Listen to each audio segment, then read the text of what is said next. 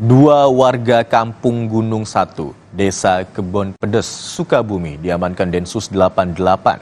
Tim Densus 88 juga menggeledah rumah keduanya.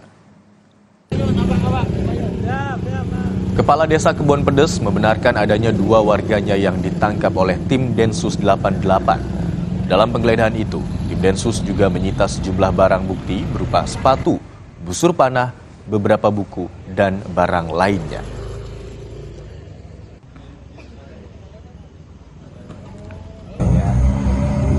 Barusan dari Densus 88 menggeledah rumah warga saya sendiri, ada 2 orang gitu kan ya. Mungkin barusan juga minta keterangan dari pimpinan Densus, tidak memberikan keterangan, tetapi ada warga Desa Kebon Pedes yang terindikasi gitu kan. Itu aja jawabannya.